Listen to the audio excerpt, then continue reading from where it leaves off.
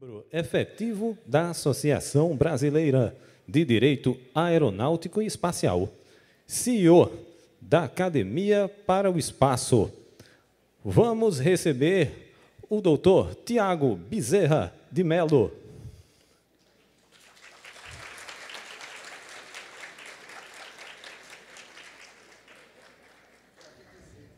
Cadê? Foi abduzido? Ah, eu tinha visto ele por aqui. Cadê o doutor Tiago? Olha só.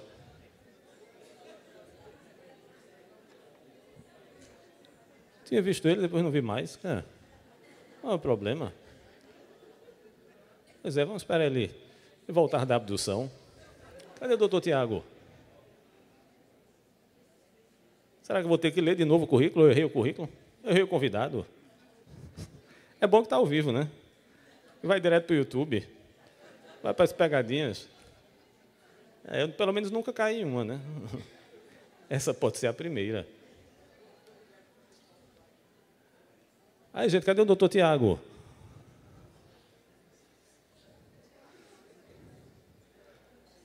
Tinha visto ele por aí. Ele não estava aqui? E onde é que ele foi parar, gente? Eu também vi ele aí, né? Então, eu estou são e salvo, pelo menos da consciência, né? E eu tinha visto ele aí e agora não está mais aqui. É bom que está ao vivo pelo YouTube. Doutor Tiago, cadê o senhor, doutor Tiago? Salve de palmas para o doutor Tiago Bezerra. Tiago Bezerra de Mello. Já falei seu currículo, quer que eu repita? Eita, gente, desculpa aí. Certo. Boa tarde, nobres amigos. Meu amigo, sim. Eu tenho que conversar com ele antes, né? Oi? Uma hora. Tá certo. Fiz para menos. Aí o controle tem. Tá certo. Seja bem-vindo mais uma vez. Seja bem-vindo. Tudo tem a primeira vez, né? Voltou da abdução. Ele vai contar como é que foi a abdução dele. Você vai contar. Então a palestra vai demorar um pouco mais, não vai, não? Um pouco mais. Isso vai ser meia hora para uns 10 minutos de abdução. Conta aí sua experiência, eu quero saber, para não me deixar com a sorte de novo. Vamos lá. Boa tarde, nobres amigos. Tarde, né? Eu gosto mais de gesticular, eu gosto de pedestal. Pronto. Mano, docente, né? Eu também passei quase 20 anos em sala de aula, eu não sou muito de ficar paradinho, não, assim, em pedestal, né? Eu gosto mais de gesticular mesmo.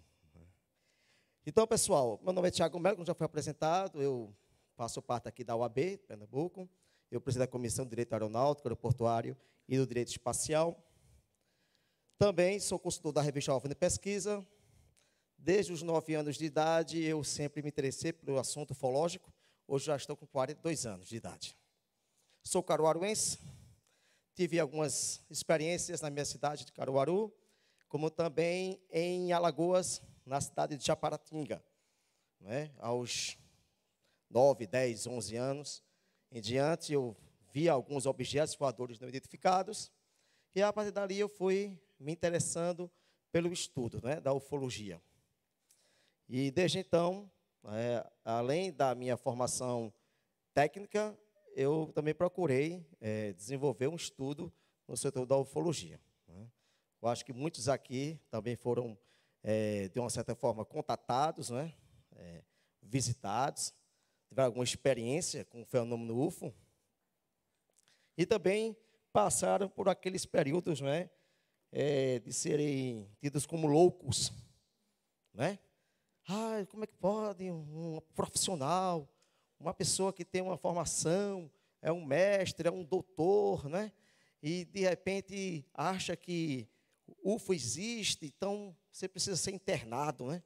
Então, vai tomar algum remedinho aí, isso é coisa para louco, né? Assim, nós fomos muito taxados dessa forma. Mas que bom que agora nós estamos vivenciando uma nova era da ufologia, onde aquilo que foi muito encoberto está sendo agora, os arquivos, né, sendo desarquivados, e sendo mostrado ao público, e ultimamente, em relação à NASA, né, nesse último governo, nas pesquisas, nos estudos sobre os objetos voadores não identificados, e recentemente com essas aparições que ocorreram, e isso foi bem aberto, e temos agora um departamento de cunho científico estudando o fenômeno UFO, não é? Só que mudaram o nome, para não dizer assim, UFO não é uma coisa tão, vamos dizer assim, mais do senso comum. Então, vamos, não é, colocar assim, uma maquiagemzinha, vamos melhorar esse nome e transformar numa coisa muito mais científica.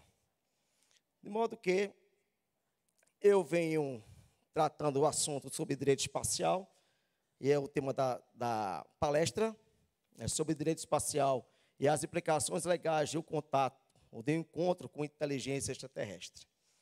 Na minha experiência do direito espacial, como estudioso do direito espacial, ou em inglês o Space Law, é uma disciplina que, para o Brasil, ainda ela é um pouco mais nova. Entretanto, na Europa e nos Estados Unidos, é algo que já existe há décadas. E tanto que, quando fomos criar uma comissão, ou fomos desenvolver o primeiro seminário sobre estudos de direitos espaciais aqui no Brasil, infelizmente, por ignorância de muitos de colegas que desconheciam a disciplina, fomos taxados também, em algum momento, fomos, de certa forma, até risível, quando propomos algum assunto sobre direito espacial, e ficaram perguntando, olha, isso aí é sobre direito de ET, de Varginha, sobre o direito de Marte, do ET de Marte e tal. Quer dizer, há uma certa ignorância, não é, do Instituto. Por quê? Porque pouco se difundiu ou se divulgou sobre direito espacial no Brasil, né? Mas existe sim uma disciplina de direito espacial, que é regulatividades dos seres humanos no espaço. É disso que eu vou falar um pouquinho com vocês, e falar sobre algum protocolo. Será que existe algum protocolo, caso haja algum encontro com vida inteligente? Como é que seria isso aí? Quais seriam as implicações legais? Haveria um tratado cósmico, um tratado internacional, um tratado intergaláctico, não é? Será que seria agora aí, vamos viver uma experiência de Star Trek, não é? Ou de Star Wars, né? Eu sou fã de Star Wars, acho que muitos aqui também são fãs de Star Wars, né? E assim, a gente vai caminhar um pouquinho sobre o assunto. Mais uma vez, me desculpe, porque realmente eu estava ausente, eu estava numa emergência ali, certo? E tive que me ausentar, mas tudo bem, vamos dar continuidade. O vermelho é o branquinho. Direito.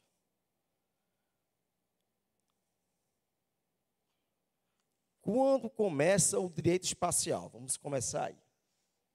Tem um sonzinho, ele tem som, esse... Pronto.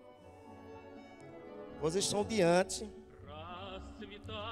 da primeira atividade do ser humano no espaço, né, que é o lançamento do Sputnik, em 4 de outubro de 1957.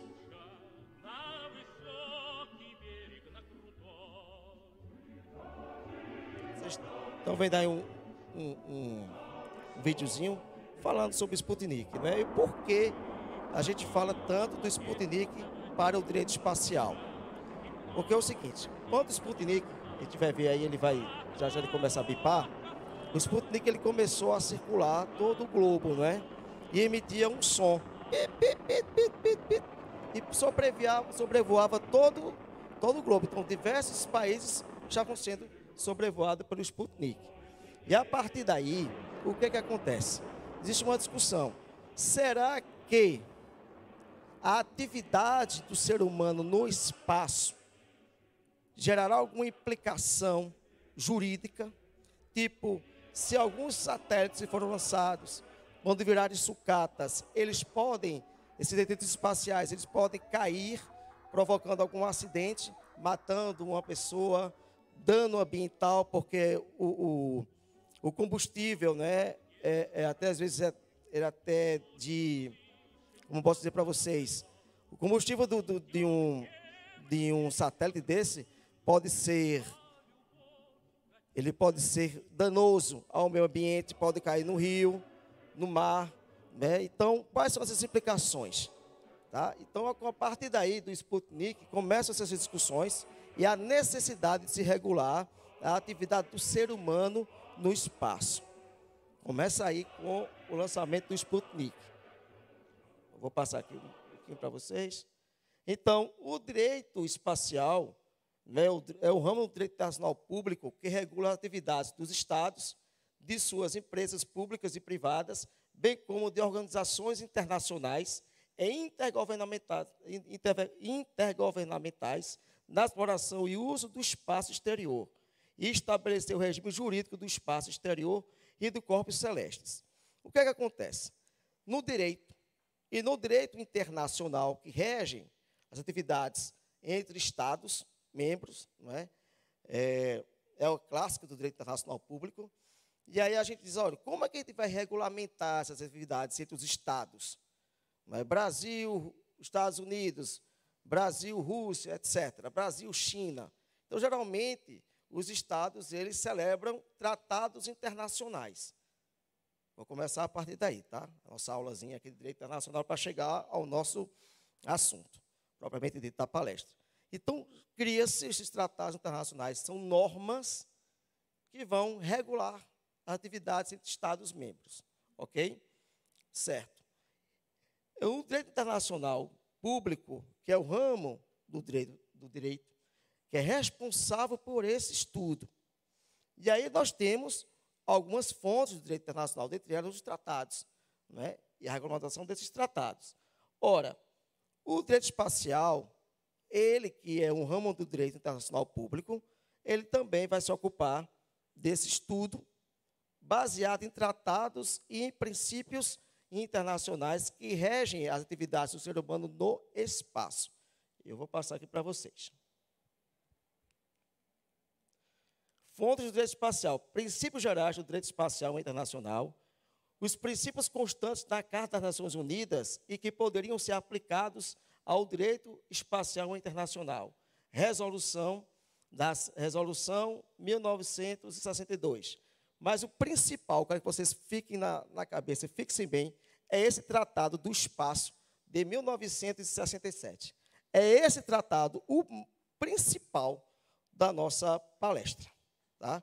Por quê? Nós vamos saber assim, quem é a autoridade competente, caso haja uma confirmação de civilização inteligente. Qual seria o protocolo? Qual seria o caminho, não é, melhor para se fazer esta diplomacia, né, vamos dizer assim.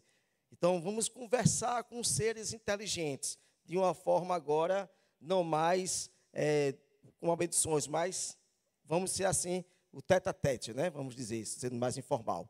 Então, vem uma civilização, um representante da civilização, então, o Brasil, quem seria no Brasil o representante, ou no planeta Terra, quem seria o representante para responder, né, pelo nosso planeta nesse contato.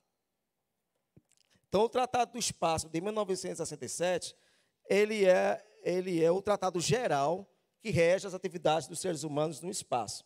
E nós sabemos bem que as atividades espaciais, ela pode ter algumas implicações do ponto de vista bélico, né? Eita, militarização do espaço. Será que a gente pode militarizar o espaço? Será que as atividades privadas espaciais, como o SpaceX, eles podem colocar algum tipo de atividade bélica no espaço? Como é que seria isso? Por quê? Porque o Tratado Internacional ele vai dizer o seguinte, que o uso do espaço ele deve ser pacífico. Tá? E nas Nações Unidas, nós temos aqui a regulamentação, tá, dessas atividades espaciais. Nas Nações Unidas, nós temos o COPUS, tá, que é o Comitê sobre o Uso Pacífico do Espaço Exterior. Se vocês não sabem, mas existe na ONU um departamento que é a OSA. Tá? Esse departamento das Nações Unidas é justamente quem regulamenta, quem discute as atividades dos seres humanos no espaço. Tá certo? Então, ele é dividido em dois comitês, o subcomitê jurídico e o subcomitê técnico-científico. No nosso caso, né, do jurista, a gente trabalha com o subcomitê técnico jurídico, né, a regulamentação. Então, o corpus ele existe para isso. As discussões sobre atividades dos seres humanos no espaço. Tiago, você está falando tanto de atividade de seres humanos no espaço. Por que isso? Porque o direito espacial ele não regulamenta, por exemplo, um corpo celeste, um meteorito que caia no território brasileiro. Né? Nós tivemos aqui recentemente em Santa Filomena, caiu, não foi? Santa Filomena, aí, belíssimo, né? Foi maravilhoso ter caído aqui. Né? A priori foi maravilhoso, porque estava ali bilhões, era um registro de bilhões de anos, mas, infelizmente, por termos uma carência de legislação no Brasil, que regulamente a propriedade sobre esse corpo celeste que caiu em território brasileiro, muitos se aproveitaram, né, e levaram esses artefatos. Né? Mas, veja, não foi do homem, não é um artefato do homem, né? É celeste.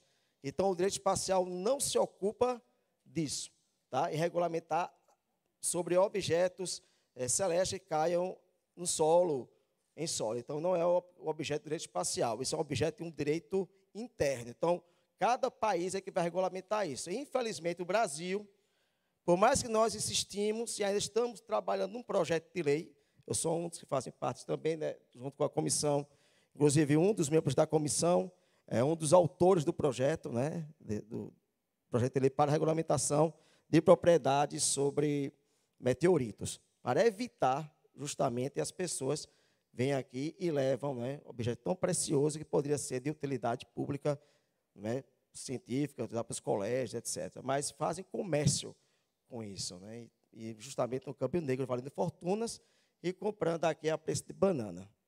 Né, foi o que aconteceu, infelizmente. Mas, voltando para o nosso assunto, então, nas Nações Unidas, nós temos aí a parte jurídica que vai cuidar sobre as regulamentações espaciais. Tá? Uma pergunta que se faz é, ora, mas se é tratado internacional, se são essas coisas assim, como é que pode haver essa regulamentação para a área privada? Será que os tratados internacionais que regulamentam a atividade espacial também ela regulamenta atividades privadas, como a SpaceX, por exemplo?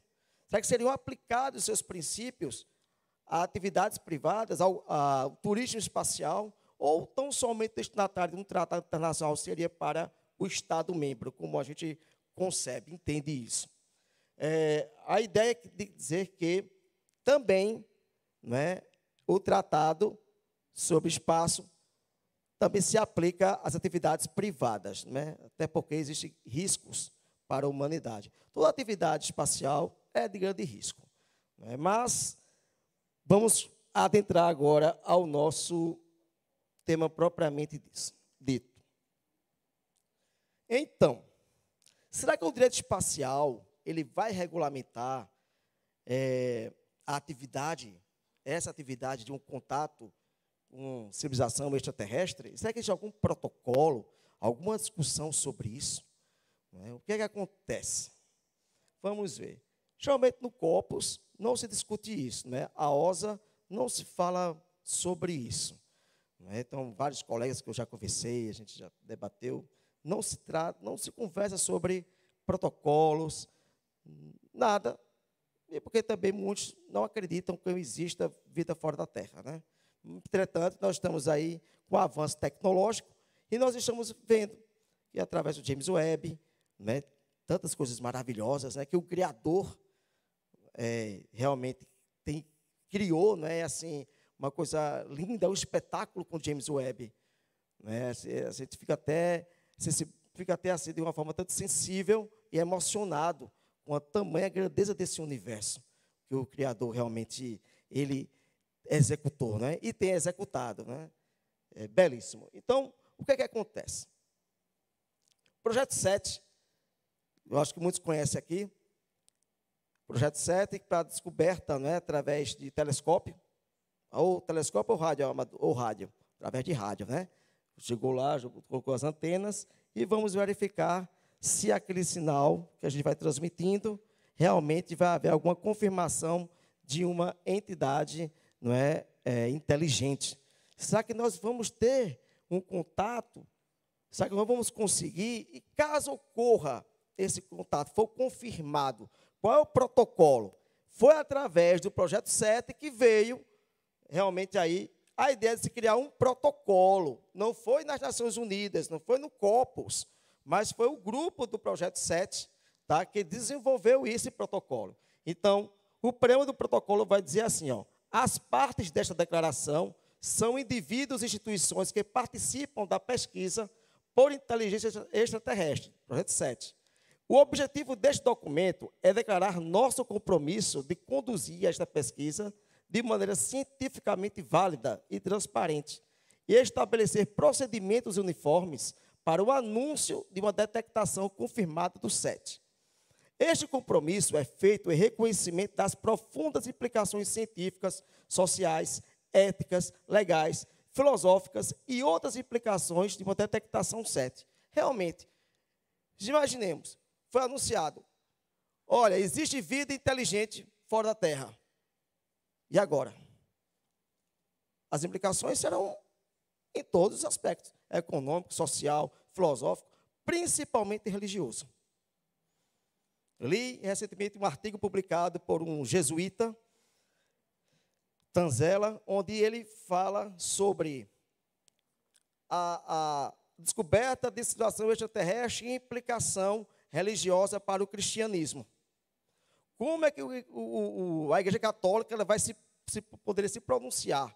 Será que a figura de Jesus, a pessoa de Jesus, seria um Jesus cósmico, onde ele também seria salvador deste ser extraterrestre? Será que esse ser extraterrestre também deveria ser batizado pela Igreja Católica? Não é? Então, e já existe, depois eu posso até passar para vocês, né, vou deixar depois meu contato, esse artigo do próprio Vaticano, bem interessante, de um estudo apologético, né, que a gente chama de apologética cristã, é a defesa da fé, baseado no cristianismo. Né? Então, assim, é bem interessante esse artigo dele, que ele vai falar sobre várias implicações de um possível contato. E aí, não foi diferente, né? Então, o Projeto 7 já estava falando, olha, com este empreendimento goza de amplo interesse público, mas gera incerteza sobre como as informações coletadas durante a busca serão tratadas. Os signatários construíram voluntariamente esta declaração. Ele, juntamente com uma lista atual das partes signatárias, será arquivado na Academia Internacional de Astronáutica. E realmente foi. Não é? Então, este protocolo, ele foi confeccionado inicialmente em 1989 e em 2010 ele sofreu uma atualização e está lá nos arquivos da IAIA. Então, o parágrafo terceiro desta declaração diz assim, ó, se o processo de verificação for realmente confirmado, por consenso dos outros investigadores envolvidos e com um grau de certeza julgado pelos descobridores como crível, agora então, eu detectei o sinal, realmente foi confirmado e qual é o protocolo. Não é? Aí, ele vai dizer, se realmente for crível, for verificado, que um sinal, outra evidência é devido à inteligência extraterrestre, o descobridor deve relatar isso em uma conclusão de forma totalmente aberta ao público, à comunidade científica e ao secretário-geral das Nações Unidas. E isso, eu pedi para vocês fixarem aquele tratado do espaço, de 1967. Já vou falar dele. Então, ele diz, olha, o cientista que descobriu direitinho vai ter que fazer o relatório, foi confirmado, mas eu tenho que relatar isso para quem? O secretário-geral das Nações Unidas. Não é?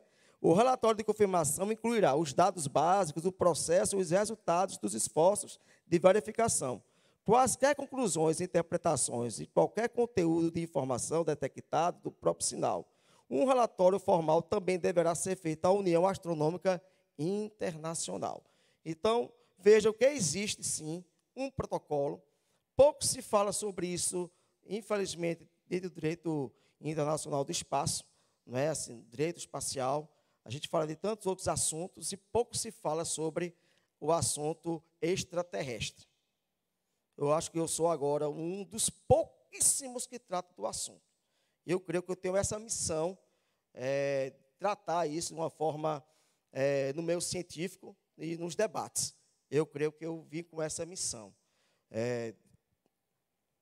Deus sabe o porquê eu passei minhas experiências e hoje eu ando, né, e caminho na área do setor espacial, né?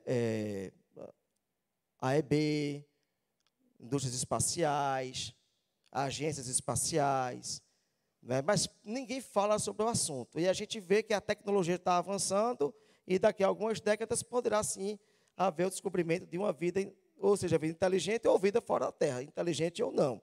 E qual seria aí o protocolo? Pouco se fala sobre isso. Eu acho que é o momento de começar a discutir isso aí, né? Quem é mais da área científica vai ter que trabalhar aí com isso, vai ter que procurar e desenvolver algo nesse sentido, e não levar para o risível. Então, a autoridade competente para representar a humanidade, de acordo com o protocolo, é o secretário-geral das Nações Unidas. Então, diz assim o seguinte, vamos lá. Depois de concluir com a descoberta, que a descoberta parece ser uma evidência credível de inteligência terrestre, depois de informar outras partes desta declaração, o descobridor deve informar, como nós já sabemos. Então, referindo-se ao papel do secretário-geral das Nações Unidas, de acordo com o artigo 11 do Tratado sobre os princípios que regem as atividades do Estado na exploração e uso do espaço sideral, não é, que é o Tratado do Espaço de 1967, ele vai falar sobre isso. Veja, que em 67 já tinha alguma coisa no ar, né? Porque, então, existe esse artigo falando sobre a autoridade competente. Mas não é o artigo 11, já vai dar uma lidazinha nele. Ele não fala explicitamente sobre contato extraterrestre, mas ele vai dizer que o secretário-geral das Nações Unidas, ele deve, sim, ser comunicado, é a autoridade competente para as atividades, ou qualquer atividade de ser humano no espaço, em que haja algumas implicações jurídicas, né, mais relevantes. E aí, por duas razões, ele deve ser comunicado, né, ele deve ser tido como autoridade competente. Primeiro, as Nações Unidas são a única organização internacional da qual praticamente todos os países são membros e reconhecem expressamente seu papel central de governança global por meio da adoção de princípios consagrados na Carta da ONU e documentos legais adicionais. Então, hoje, até os dias atuais, a gente tem uma referência da ONU como sendo a representante, né, dos Estados. É a ONU onde se discute de uma forma mais racional, né, possível, as melhores formas de resolver conflitos, o Conselho de Segurança da ONU, quando tem uma possibilidade de guerra, etc. E demais assuntos, né, que são objetos de estudos da ONU. Então, assim, existe essa referência às Nações Unidas. E agora vem o artigo 11, né, ele vai dizer aqui.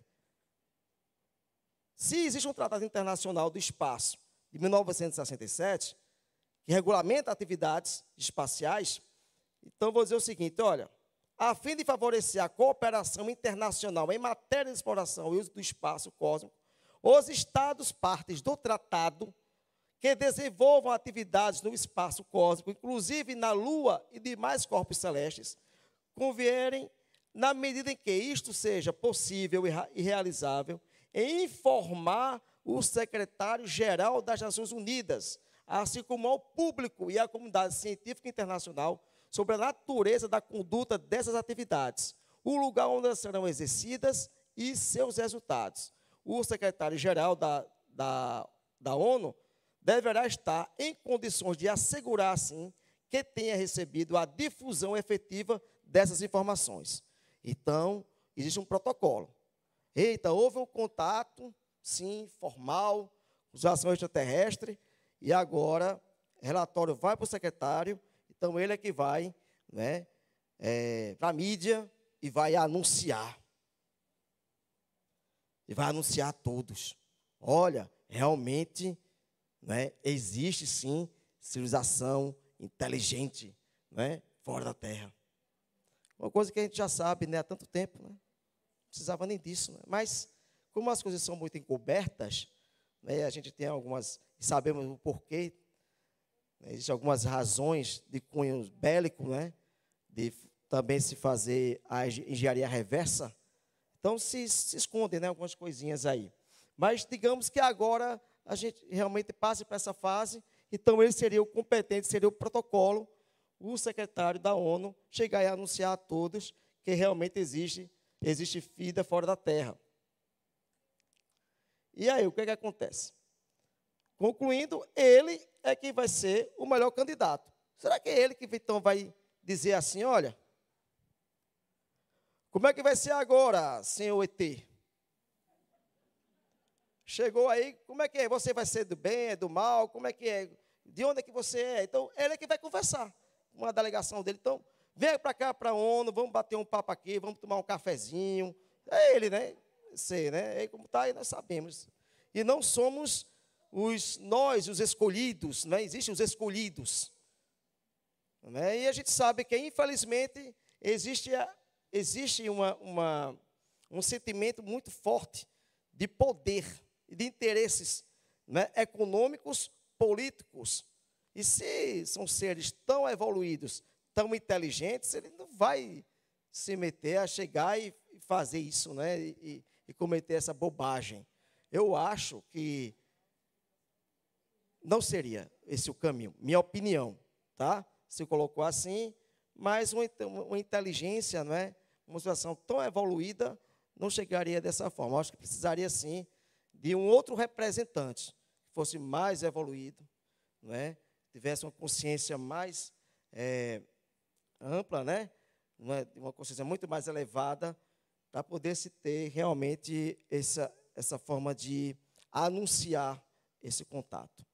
Mas como eu tenho que apresentar para vocês o meu formal, que o direito é muito formal, né? Se é advogado, juiz, promotor, os operadores são muito formais. A gente vive muito dentro de uma caixinha de regras, né? Aquela na moldurazinha ali, aquele quadradozinho, a gente pode pensar muito fora daquele quadrado. Não é? Mas, assim, a gente tem que ir além disso. Precisamos avançar. Então, existem, sim, algumas regras. Essa é uma delas, desse contato. E aí se pergunta uma outra coisa. Para selecionar o sistema legal mais conveniente para lidar com alienígenas na Terra, uma distinção deve ser feita com relação à escolha da lei. Isso é direito, tá, gente? Então, qual o regime jurídico a se aplicar? Se descobrir aleatoriamente vida fora da Terra, qual seria o regime jurídico? Se de repente eles chegarem e pousarem aqui na Terra, qual vai ser também a lei aplicável? Se chegar aqui no Brasil e pousar e for lá no Planalto, dizer, ó, cheguei, nós existimos. Aí, de quem vai ser a lei aplicável?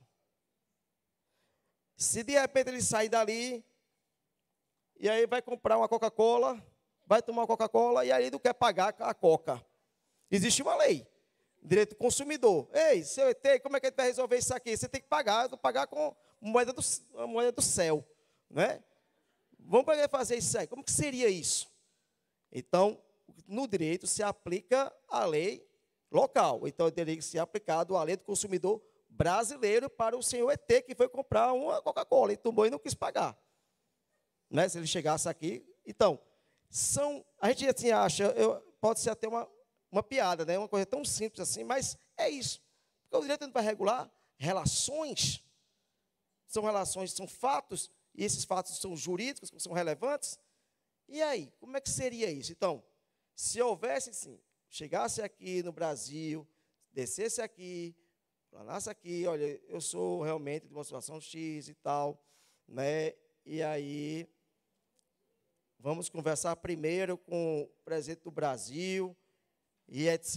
E todo mundo, mas o protocolo das Nações Unidas iria se meter também, iria ser tudo aquilo ali, ia ser uma loucura. No final, muita gente ia sair correndo, outros poderiam até praticar suicídio, porque iriam desacreditar da sua fé, outros iriam dizer que o ET é de Satanás, não é? Outros poderiam dizer que é o anticristo, e etc. Outros poderiam dizer que é um Deus. Então, nós não sabemos como a humanidade iria reagir. Realmente é um pouco complexo, é muito complexo. É uma situação bem complexa. Mas uma outra situação.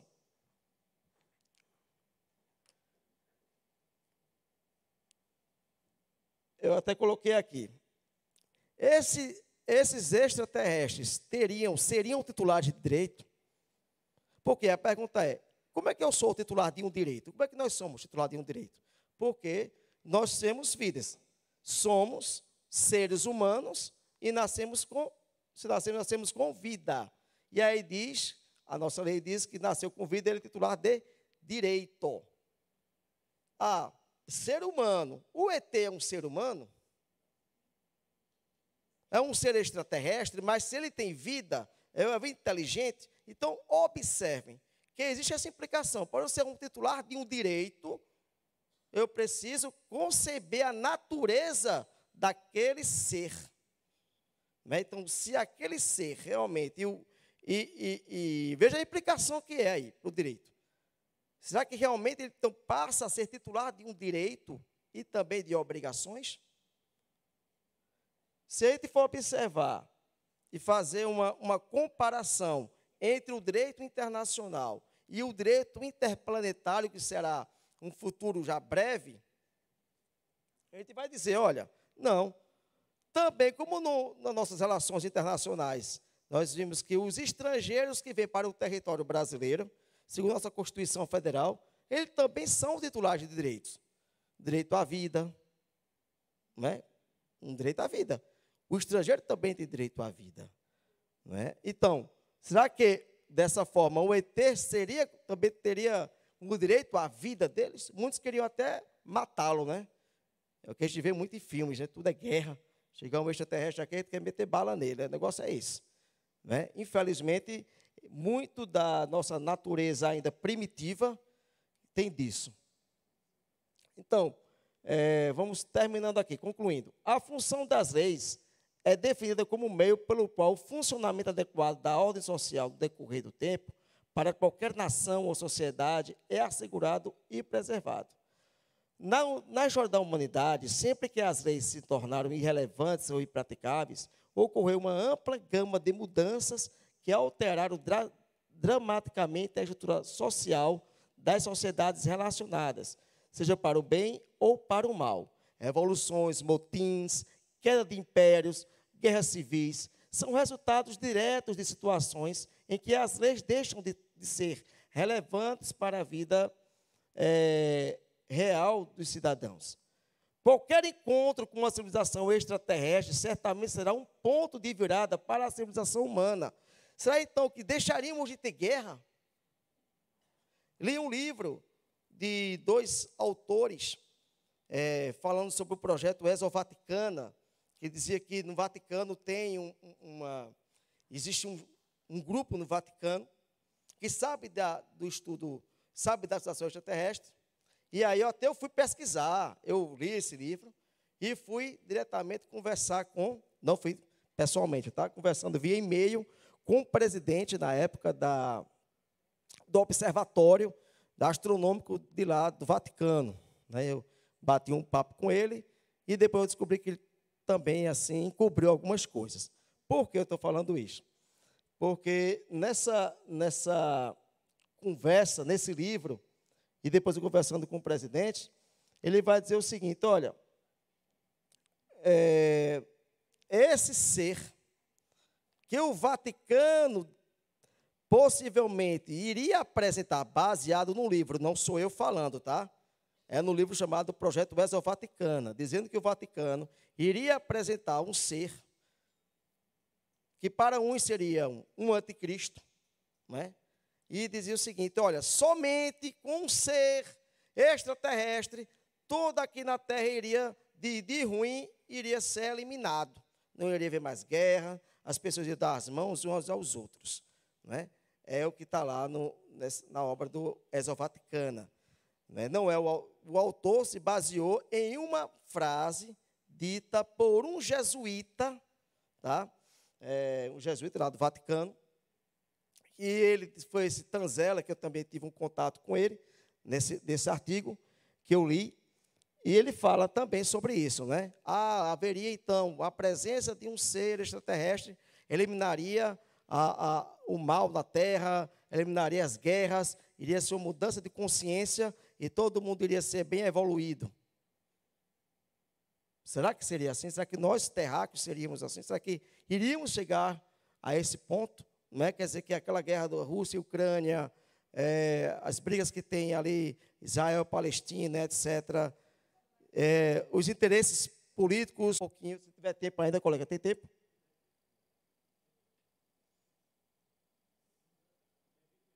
$20, né? Então, eu vou falar em 5 minutos.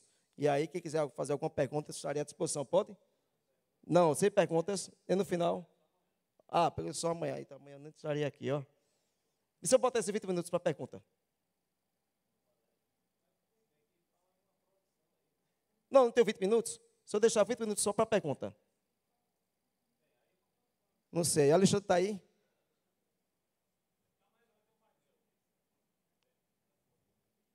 Oi, porque eu não vou estar aqui amanhã, não.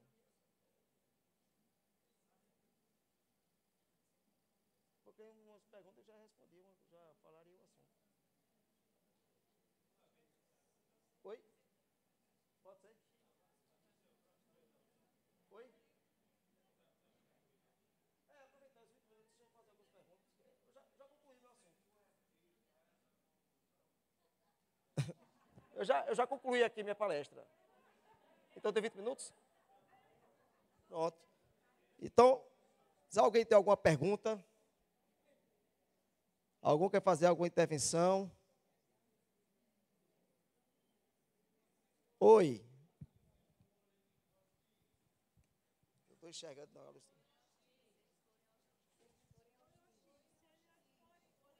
Sim. E se eles forem hostis, qual é a regra jurídica para ser aplicada? Baseado no direito internacional do Jus Bellium, né? Direito de guerra, Convenção de Genebra. Qual seria, então, a gente teria que respeitar alguns princípios, né, do direito de guerra? Será que a gente poderia praticar algum tipo de massacre contra os ETs? Porque isso é proibido, né? Existem regras de como você vai guerrear. Mas lembrando que no direito internacional não existe assim, o cara dizer, não existe um tribunal que vai julgar e vai dizer assim, olha, diferente do que a gente diz aqui no Brasil, né? Aí tem aqui um tribunal, a gente tem uma lei, e você tem um juiz, tem um poder judiciário. No direito internacional, você tem uma Corte Internacional de Justiça, ou se for no caso de crimes de guerra, você tem um Tribunal Penal Internacional. Né? Será que haveria um Tribunal Penal Internacional para o ET, no caso de guerra, né? Um crime de guerra? Então, baseado no direito internacional aplicado para estrangeiros, e se nós aplicarmos isso na relação interplanetária, se houver essa convenção entre nós e eles, sim, poderia ser aplicado uma lei, um Tribunal Penal Internacional para eles. Para isso, deveria haver uma alteração no Estatuto de Roma, né? Que é o estatuto que é o Tratado de Roma, que disciplina sobre o Tribunal Penal Internacional. Então, mais uma vez, haverá, sim, uma implicação e mudança nos tratados internacionais. Alguma outra pergunta?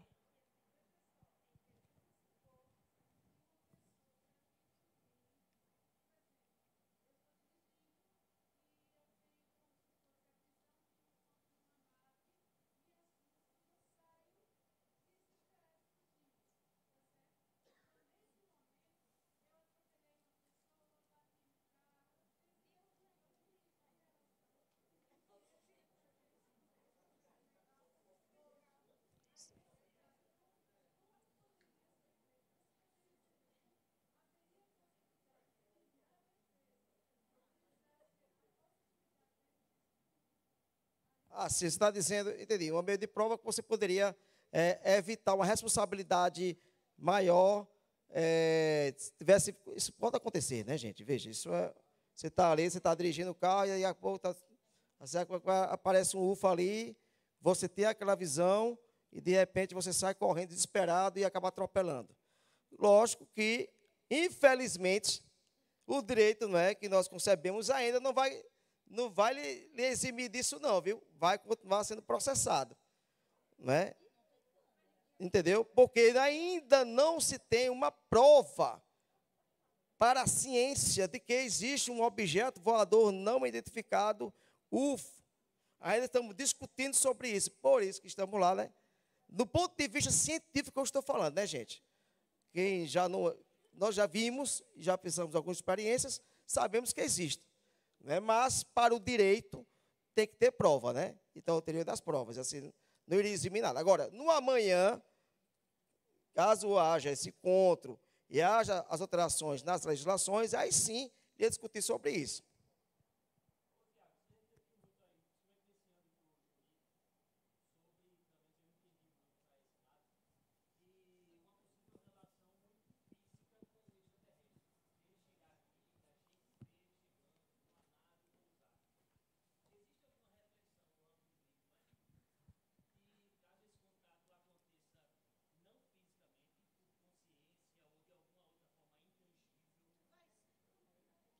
Não fisicamente, mas uma forma. Bem, o protocolo que nós temos aqui, que eu falei, foi baseado no projeto, o protocolo do projeto 7. Né? Esse protocolo. Agora, outro protocolo, de outra forma, nós não temos. Nós não se tem ainda isso. Né? Porque a gente assim, está baseado muito naquilo que nós conhecemos, na tecnologia atual. Mas a tecnologia, uma civilização extraterrestre, seja muito mais avançada que a nossa, seria um tanto complicado a gente tentar criar isso agora. Né? Então, realmente, só quando houver esse encontro, essa implicação, essas novidades tecnológicas, é que seria assim, aí haveria, então, uma modificação na construção dessa legislação.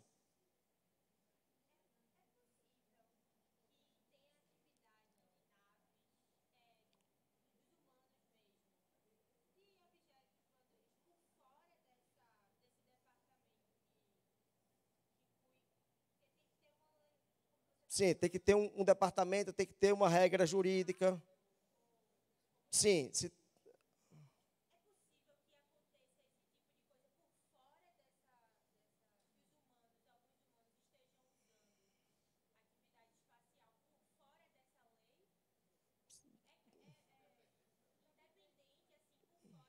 você está dizendo o seguinte, digamos que se a gente já vai para aquele... O SpaceX?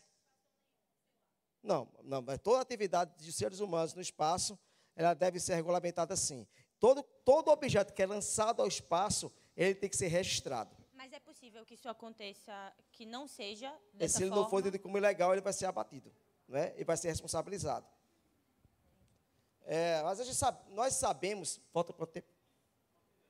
10 minutinhos. Oi, Rosa. Um microfone para ali, por gentileza.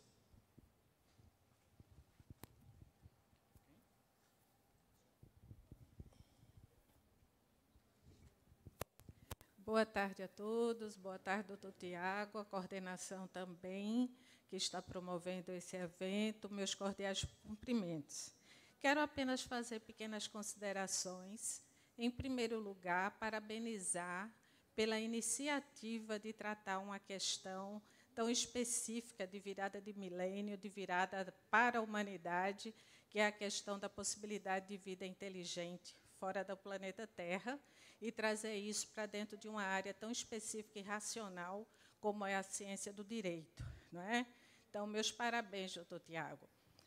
Eu penso que essa inovação de trazer essa discussão aqui para Pernambuco, né, para o Brasil, ela é relevante a partir do momento em que nós estamos passando por um período de transição grande civilizacional. Não falo de questões espirituais e religiosas, mas essa transição ela é de natureza política, ela é de natureza econômica e de natureza cultural, não é? Então, a questão que tange o direito e as relações diplomáticas que envolve a exopolítica, que envolve os embaixadores que já estão sendo treinados para essa possibilidade de negociações, às vezes parece que nós não imaginamos que essas inteligências também devem ter seus protocolos.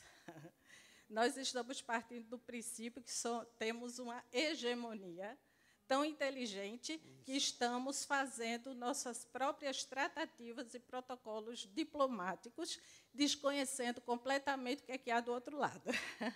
Parece até uma reflexão muito acientífica, mas tem uma certa lógica filosófica, não é?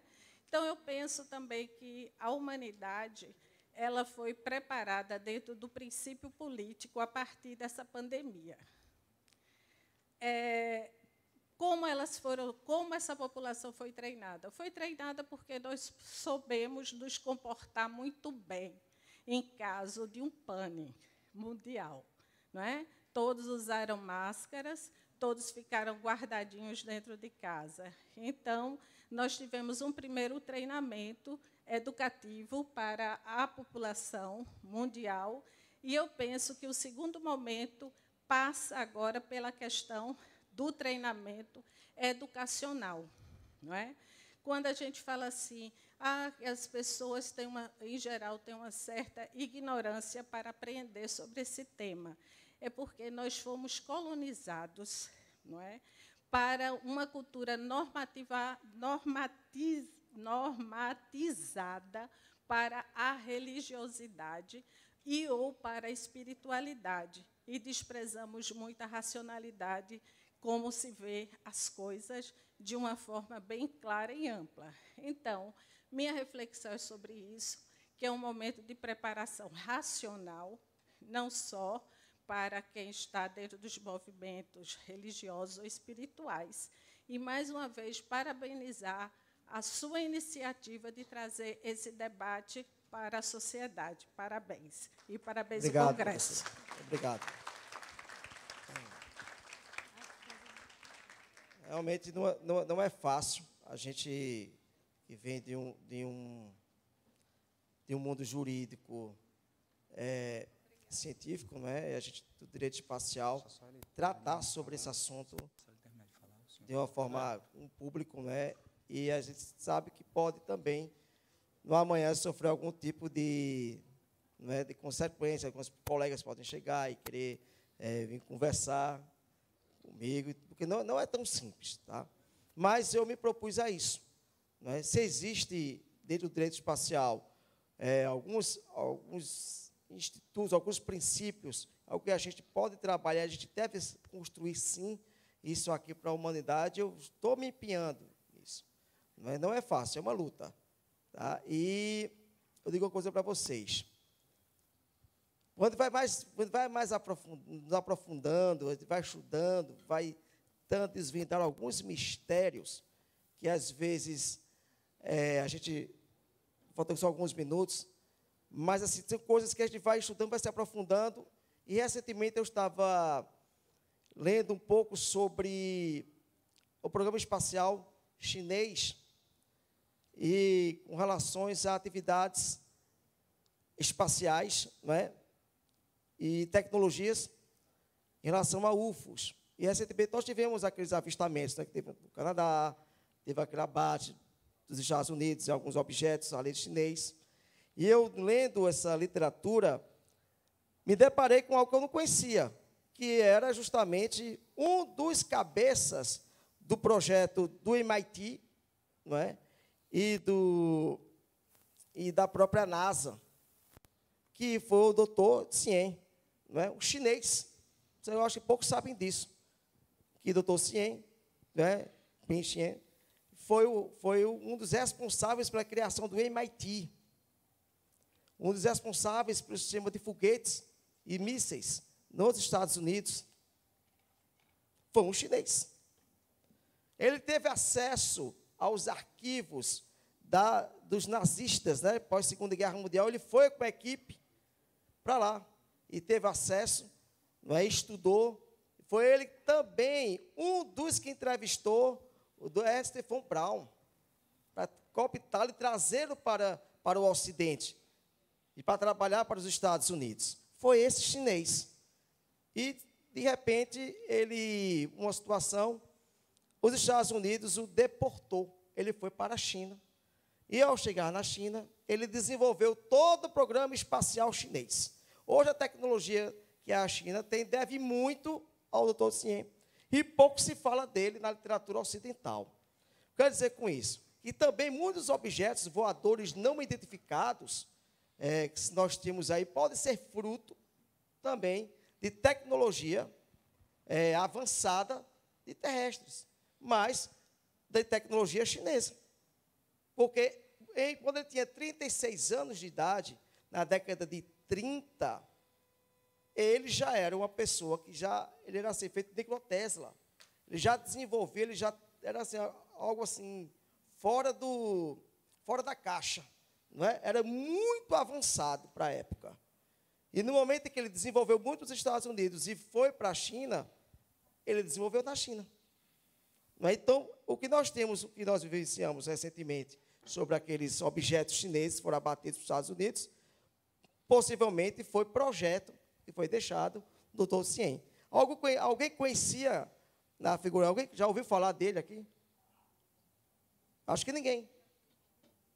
Aqui, ó, olha aí, né? Coisa boa. Olha aí. Então, uma única pessoa aqui na plateia, né, ouviu falar, acho que a pastora Rosa também, que nós conversamos, o Weston Boaventura também, que nós conversamos ontem, mas, assim, foi ele que desenvolveu, não é, o programa espacial chinês. Tanto quando ele morreu, assim, foi uma coisa, foi belíssimo, né, toda a homenagem que foi feita a ele, etc. Tal. Então, existe também atividades de objetos voadores não identificados, nós sabemos que não é extraterrestre, mas é do próprio ser humano. E a gente sabe que a indústria bélica, né, a militarização, etc., existe engenharia reversa. Casos realmente ocorreram de quedas de objetos voadores não identificados, e se fazem engenharia reversa deles. Né? Isso nós, como somos ufólogos aqui, né, temos nossa experiência, nós acreditamos nisso. Tá? Mas aí é feita a pergunta que ela fez aí. Ó. Vou finalizar com essa pergunta aqui. Né? Então, pode existir sim? Pode. E, mais uma vez dizendo, esses protocolos, eles não geram vamos dizer assim, seria uma obrigação legal, sim, mas se quiserem descumprir essa obrigação, infelizmente, nós não teríamos um tribunal para resolver isso. No amanhã, sim. Muito obrigado. Né? Agradeço demais ao Alexandre Alzide, a todos que estão aqui trabalhando nesse evento maravilhoso, aos palestrantes. E vamos juntos, né? Rumo às estrelas. Né?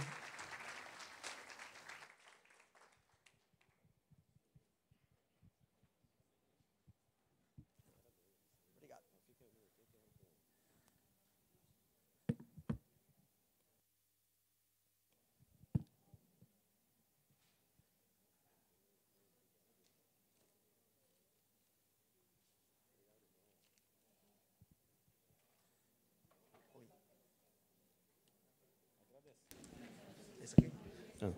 Agradecemos ao Tiago Bezerra, mais uma vez, pela sua participação. E nós temos um presentinho, um troféu, aqui concedido, todos os palestrantes estão recebendo, um troféu e uma caneca personalizada das mãos do José Vanderlei, da Braufonet. Olha assim, a gente agradece, a Braufonet agradece a presença do doutor Tiago Bezerra. Parabéns.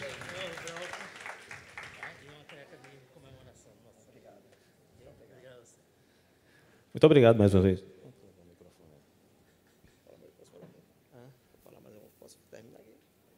Quer fechar agora? Tudo bem, ele quer falar mais alguma coisinha? Dizer para vocês que eu estou sempre à disposição, tá certo? Quando terminar aqui o evento, Eu também sou consultor da revista OVNI Pesquisa, então sou um dos responsáveis aqui em Pernambuco. Então, qualquer fato, qualquer fenômeno, qualquer coisa, vocês podem entrar em contato comigo para que nós possamos realizar as investigações que sejam necessárias, certo? Ok? Mais uma vez, muito obrigado. E que o Criador, o Eterno, abençoe a cada um. Obrigado.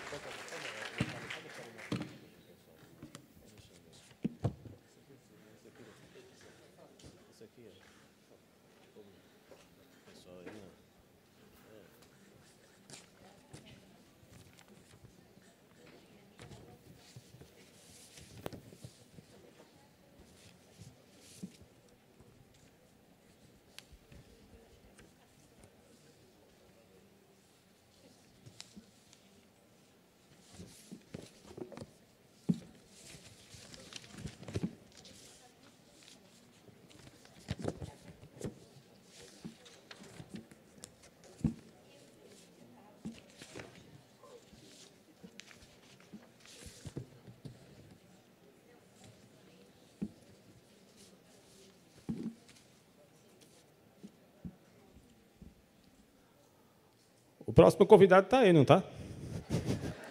Está aí, não está? É o Walter. Levanta a mão aí, né? Eu tenho que ter certeza, né? Eu tenho que estar vendo, todo mundo tem que estar vendo. O programa é ao vivo, é assim, está vivo para o YouTube. Um abraço para todo mundo que está no YouTube assistindo a gente. É para todo o Brasil, para todo mundo, né? Você que está em qualquer país aí da Europa, da América do Norte, da América do Sul, recebendo nosso abraço. Você que está acompanhando pelas redes sociais. Agora eu posso anunciar, tranquilo e calmo. Ok? Porque se acontecer de novo, eu perco meu emprego, né? Eu preciso disso. Eu preciso para sobreviver. Posso anunciar. Ele é de